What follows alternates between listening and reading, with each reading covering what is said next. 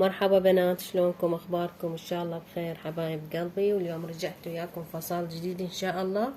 هو فصال عادي بس شوية بالتخصيرة كسرات راح اعلمكم عليه. بنات هنا عندي مترتين ونص، شوفوا اذا هنا تشوفونها طابقة هنا تصير مفتوحة وهنا مسدودة. هواي من البنات قالوا علمينا شلون نفصل الردن. هسه هنا هي مطبوقة عدلة، راح نجي نشيل هاي الصفحة وهاي الصفحة بنات. شوفوا هذا الركن مالت الدشداشة بدايته، وناخذ النهاية مالته. هنا عندي انا راح افصل الردن بنات، يعني شوفوا انتو قد تحتاجون للردن. اكو بيهم يحتاجون نص ردان، 3/4 ردان، ردان طويل. تاخذون قياسات الردان وتفصلون حتى تخلون مجال هواي للبدن. هذا بنات نطبقه مثل ما نطبق الدشداشة العادية منفصلة، هم 4 طبقات. شوفوا بنات واضحة هسه عندكم. هاي نطبقها طبقة واحدة ونجي على الطبقة الثانية. هسه هنا هاي الطبقة الثانية. بس حاولوا شو تسوون، تعدلون القماش يعني حتى ما يصير بيه عواد شوي، حتى يجي الردن عندنا عدل.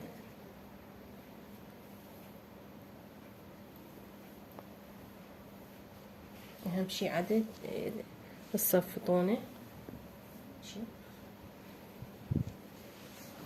ناخذ قياساتنا هسه تقريبا ناخذ 2 شبرين و4 الأصابع طول الردن. هنا بنات ناخذ شبرين و4 الأصابع اللي هنا، نعطيها صبع زيادة، احنا نسوي 5.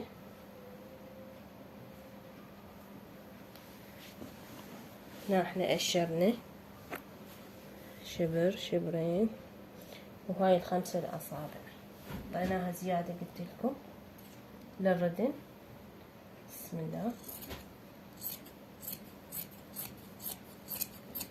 هسه هنا فصل الردن احنا شلناه بعد ما نحتاجه.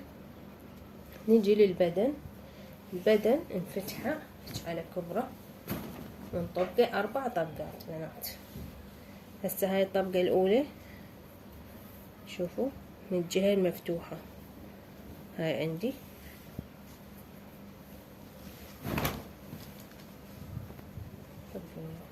هاي الصفحة الثانية نطبقها 4 طبقات بس يعني صابطينها عدل. اي هيجي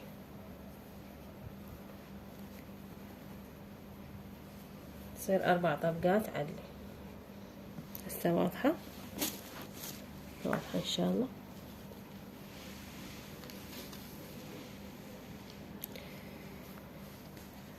هسه بنات هنا نبدي احنا الفصال من الصفحة اللي مسدودة عندنا، هنا المفتوحة نفصل بيه الردن يعني الحفرة الأبط. هنا عندي شبر ناخذ احنا 20 سنتيم، وهنا نزال الأبط هم شبر و4 الأصابع.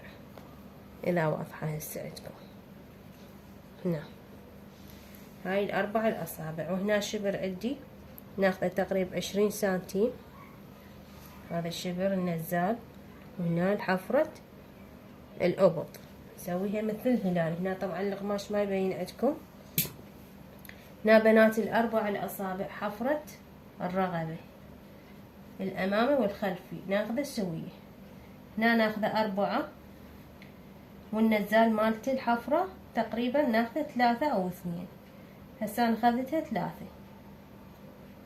هنا عندي صبع راح ياخذ عندي بالكتف، اسوي من هاي البداية الحفرة الرقبة وانزل تقريب صبع النزال الكتف.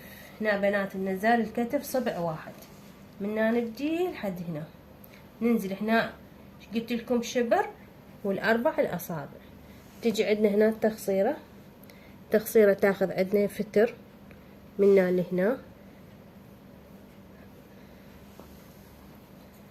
بسم الله الرحمن الرحيم. هنا بنات عندي حفرة الرقبة، وهنا الكتف النزال مالتها، هنا عندي حفرة الأبط.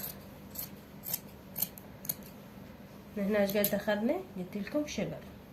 نجي نحفر الدوران هيجي. تيجي عندنا هنا التخصيرة،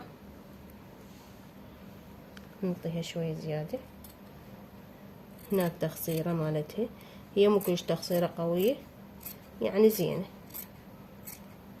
شوفوا بنات، هنا انا وقفت،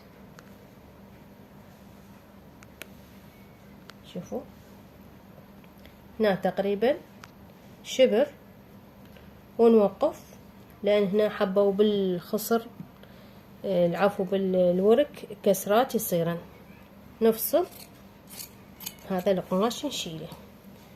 هنا عندي هاي الصفحة مسدودة، تريدون تفتحونها او تردون تخلونها، هي راح تبدي كسرات يا بنات. هسه واضحة. هنا راح تبدي عندنا هنا كسرات ناعمة تصير، يعني بالصفحات منا ومنا شلون تشكيل الجيب، بس خارجي يصير مو داخلي بنات. هنا عندي التخصيرة تقريبا فتر اخذناها، ويا الفتر نحسب عليها شبر واحد.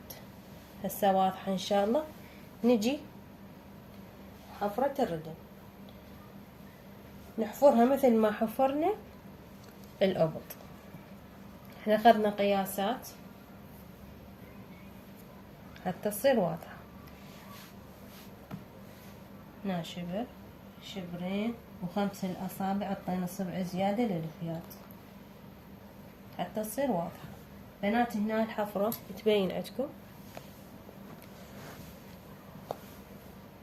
هنا بنات الحفرة مالت الأبط شبر ناخذها، والأربع الأصابع. هنا طبعا ما يبين، هسه بالحفرة تبين عندكم. هنا طابقتها 4 طبقات الردن. ناخذ الشبر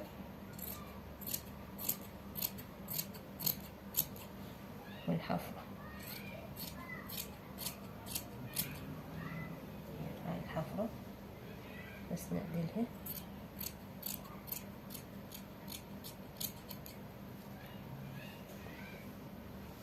هسه على هاي طبقتها وافرها تصير قباضة.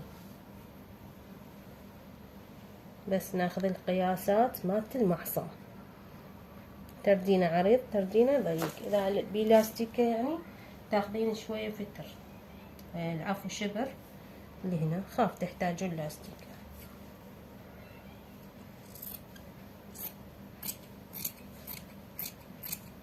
هذا الردن بنات الحفرة مالته،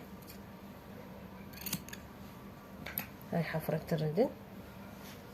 هنا نجي عدله، احنا منا لهنا نجي عدله ونبدي نقوس تقويسة مالتنا. ناخذ بعد معتها شوية،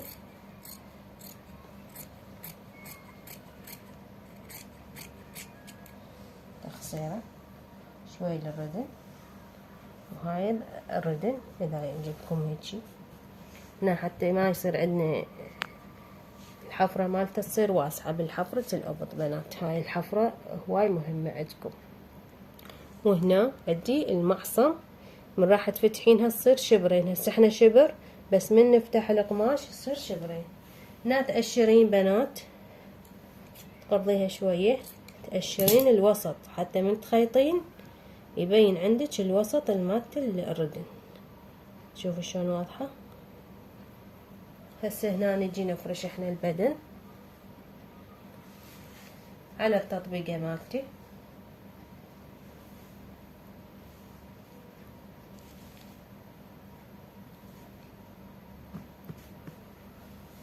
نطينا زيادة شوية بالحفرة الردن بنات. شوفوا هنا راح تسحبينه يبين ان شاء الله. هاي الحفرة شوفوا هنا عندي الفتحة صارت. هاي بالخياط راح ينجمع القماش ويصير عدل. هنا حطيت التوسيعة القماش، شوفوا خاف اذا تردون عرض. تحتاج عرض تحطيه، ما تحتاج تشيلينه. بس احنا قصة الردن هاي قصتها، تصير دائرية. شوفوا مثل حافرة الهلال، يعني الأبط والردن نفس القصة. تحياتي للجميع، إن شاء الله تشوفون الخياط.